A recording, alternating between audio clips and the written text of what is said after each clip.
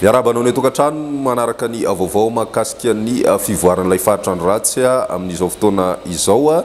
tamin'ny 12 ora alina tany hoany no niditra tanety izy manodidina ny distrikany Vohimara moa zany no nidirany ary amin'izao fotoana ifampiresahana zao dia efa andalam-pivoahana ny distrikana Ambanja indray zany ity faritrandro ratsy ity miazo ny lakan-dranon'ny Mozambika izy ary tombanana miakandrefana aloha zany nidiany amin'ity anio ity ny rivotra miaraka aminy aloha zany dia mbola mijanona eo manodidina ny 520 kilometatra isan'ora raha ny sara azo amin'ny zanapolana dia efa manomboka ahitana fienana ny rotsakorana any amin'ny faritra Savasy Dianaka manoloan'izay dia foana zany filazana loza voarahin'ireo faritra ireo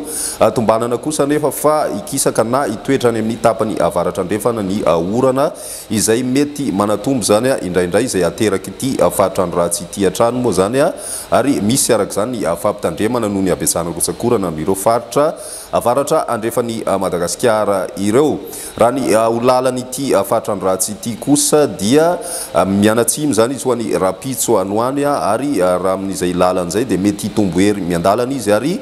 tombanana mety azo anarana izy zany raha ny vinavina any amin'ny fisasan'ny herinandro any raha tsika eto ihany moa ny mety fivoarana izay ny any an-dranomasina kosa indray amin'ny ankapobeny dia mbola mafy hatrany na mety ho tafiakatra hatrany amin'ny 3.5 metatra ny avy ny alondrano any amin'ny morotsiraka atsinanana sy ny tapany avaratra atsinanana Madagasikara iny ka mbola tsy azo atao ny miandrika zany amin'ity anio ity indrindra manodidina ny morotsiraky ny faritra Savady sy ny faritra Nalanjorofo ary ny faritra atsinanana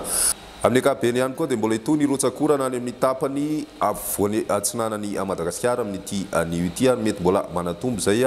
amina toerana sasany izay amin'ny ankapobeny ny vaovao azo ifampizarana mahakasika an'ity faritrandro ratsy ity amin'izao fotoana izao.